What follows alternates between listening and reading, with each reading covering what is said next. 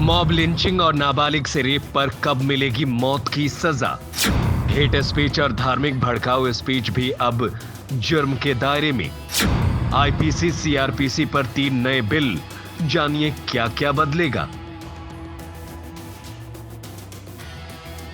केंद्रीय गृह मंत्री अमित शाह ने मॉनसून सत्र के आखिरी दिन शुक्रवार को लोकसभा में भारतीय न्याय संहिता, भारतीय साक्ष्य विधेयक और भारतीय नागरिक सुरक्षा संहिता में सुधार के लिए 3 विधेयक पेश किए। इस दौरान अमित शाह ने कहा कि 1860 से लेकर 2023 तक देश के आपराधिक न्याय प्रणाली अंग्रेजों द्वारा बनाए गए कानून के अनुसार कार्य करती रही। अब अंग्रेजों के समय से चले आ रहे तीनों कानून बदल जाएंगे और देश में आपराधिक न्याय प्रणाली में बदलाव होगा। नए विधेयक में मॉब लिंचिंग को हत्या की परिभाषा में जोड़ा गया है, जब 5 या 5 से अधिक लोगों का एक समूह एक साथ मिलकर नस्ल, जाति, समुदाय, लिंग, जन्म स्थान, भाषा, व्यक्तिगत विश्वास या किसी अन्य आधार पर हत्या करता है तो ऐसे समूह के हर सदस्य को मौत या कारावास से दंडित किया जाएगा।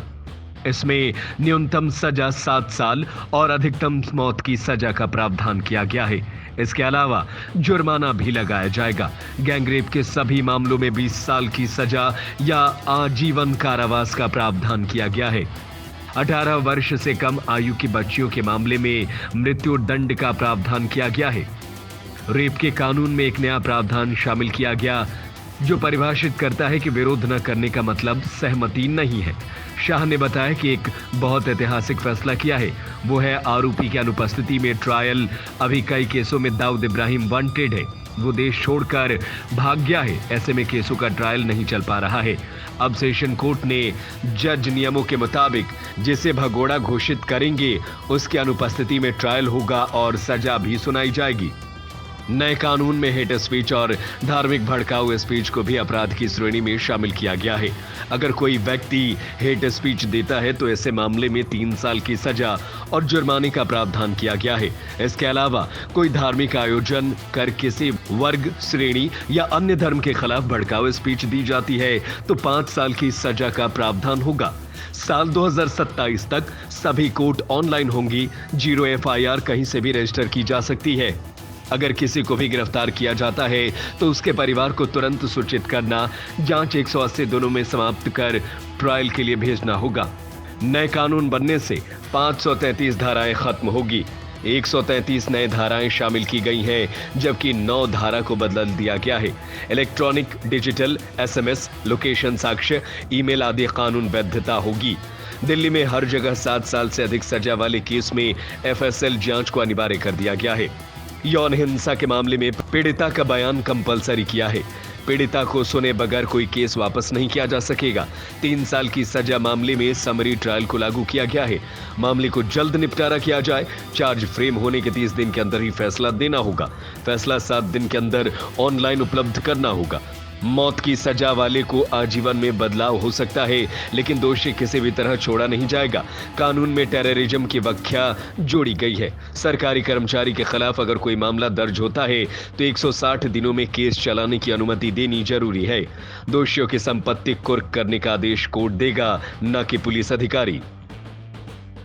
मैं सार्वजनिक जीवन में बहुत बचपन से हूँ, राज्य का गृह मंत्री भी रहा हूं। मैंने बहुत सारे थाने विजिट किए, बहुत सारे सदस्य भी थाने में गए होंगे। आप देखे होगा टूटी फूटी साइकिल, टूटी फूटी गाड़ी, टूटी फूटी ऑटो सालों तक पड़ी, सबने देखा। वो इसलिए पड़ा है कि कानून में प्रोविजन है कि केस के निपटारे तक इसको संभाल पर रखना। हमने प्रोविजन कर दिया है इसकी वीडियोग्राफी करना, वीडियोग्राफी की सर्टिफाइड कॉपी कोर्ट में जमा कराना और फिर इसका निपटारा आप कर सकते हो। इससे कम से कम पुलिस स्टेशन की स्वच्छता बढ़ाना। मान्यवर, इस प्रकार के, मैंने तो अभी थोड़ा बताया, इस प्रकार के ढेर सारे बदलाव इस कानून के अंदर हम लेकर आए हैं। टोटल 313 बदलाव है मान्यवर, और मैं इतना कह सकता हूं कि हमारी न्यायिक दंड प्रक्रिया, क्रिमिनल जस्टिस सिस्टम के अंदर आमूलचूल परिवर्तन होगा और सबको ज्यादा से ज्यादा 3 साल के अंदर न्याय। मान्यवर, इसमें पुलिस अधिकारियों को भी जवाबदेह किया है, वकीलों को भी जवाबदेह किया है और न्याय करने वाले के लिए भी मर्यादाएं रखी। इसमें महिलाओं का और बच्चों का विशेष ध्यान दिया गया है।